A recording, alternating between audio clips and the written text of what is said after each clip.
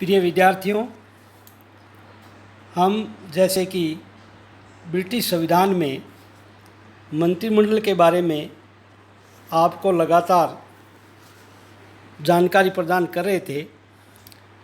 आज हम ब्रिटिश मंत्रिमंडल के बारे में जो एक महत्वपूर्ण प्रश्न विश्वविद्यालय परीक्षा में पूछा जाता है, प्रश्न ये है कि क्या आप इस कथन से सहमत है कि ब्रिटेन में मंत्रिमंडल तानाशाह हो रहा है?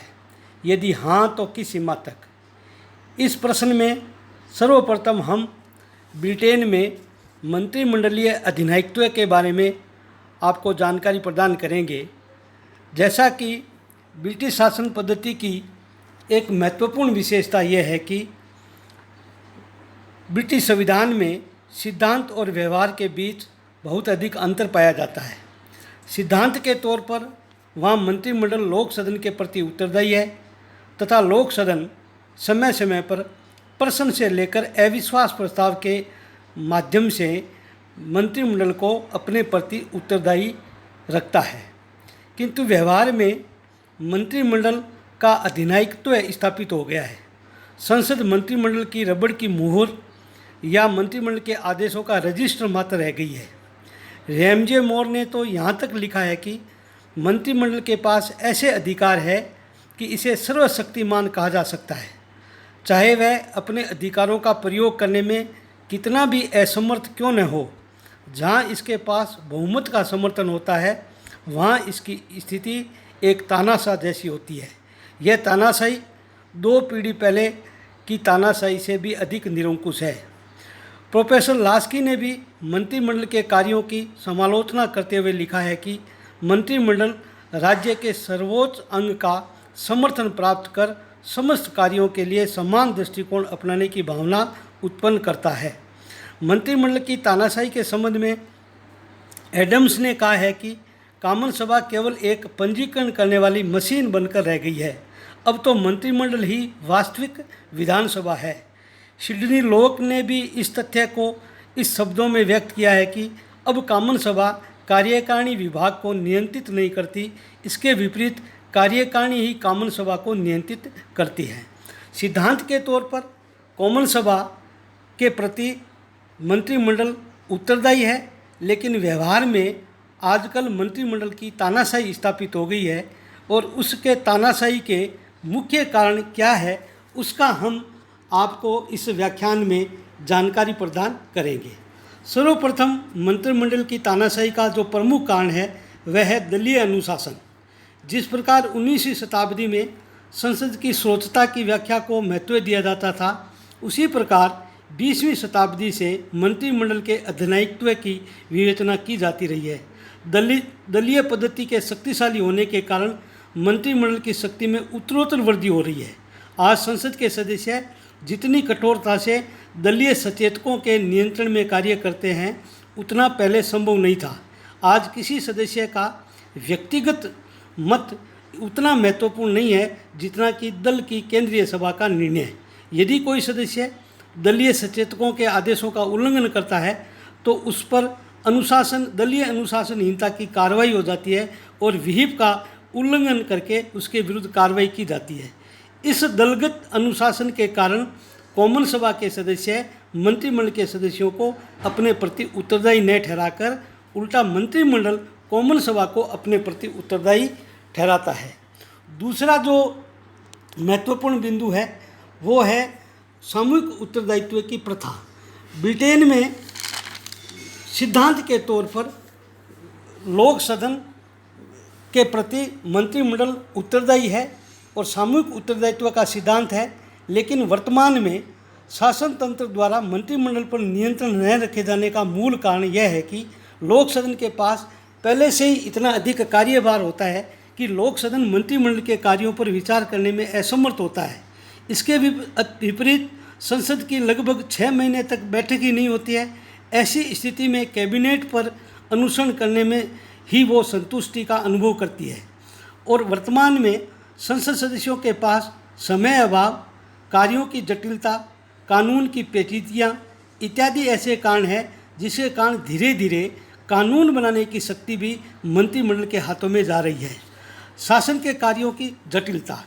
वर्तमान में शासन कार्य बहुत अधिक जटिल और पेचीदा हो गया है। कानून निर्माण तथा शासन के क्षेत्र में ऐसी पेचीदगियाँ उत्पन्न करता है कि साधारण तथा संसद सदस्यों के लिए ये समझना भी दुष्कर प्रतीत होता है। इस प्रकार संसद सदस्यों की तुलना में मंत्रिमंडल अधिक चतुर होते हैं, उनको लंबा राजनीति का अनुभव होता है तथा प्रशासन एवं कानून निर्माण में संसद सदस्यों की अपेक्षा ज़्यादा अनुभवी होते हैं। इस कारण कानून निर्माण का कार्य भी संसदीय व्यवस्था में धीरे धीरे संसद के हाथों से धीरे धीरे मंत्रिमंडल के हाथों में जा रहा है। पांचवा जो महत्वपूर्ण कारण है, राष्ट्रीय आपात। 20वीं सदी में बार बार आने वाले आपातों ने मंत्रिमंडल की शक्ति बढ़ाने में अपनी महत्वपूर्ण भूमिका को स्थापित किया है।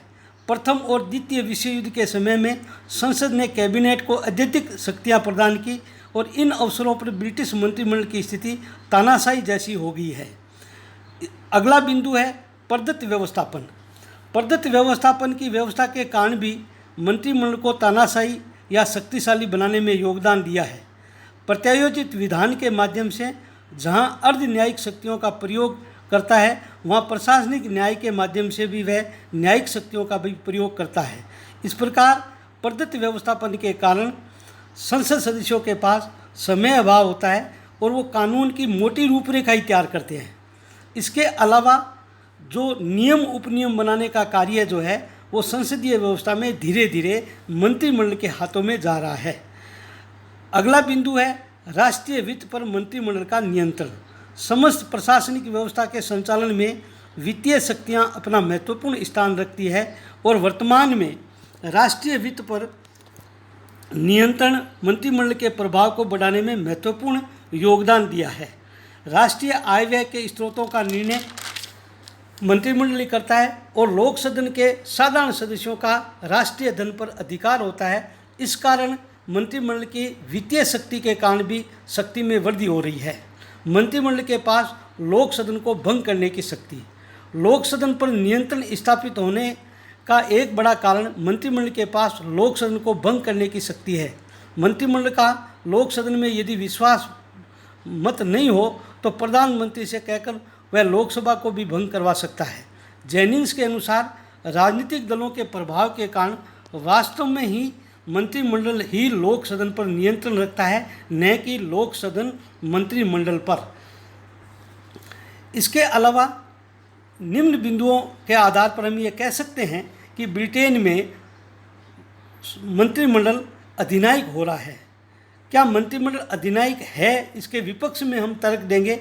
मंत्रिमंडल की बढ़ती शक्ति के कारण कुछ लेखकों ने विचार प्रकट किया है कि ब्रिटेन में मंत्रिमंडल तानाशाह हो रहा है, परंतु निस्संदेह मंत्रिमंडल की शक्तियों में अभूतपूर्व वृद्धि हुई है।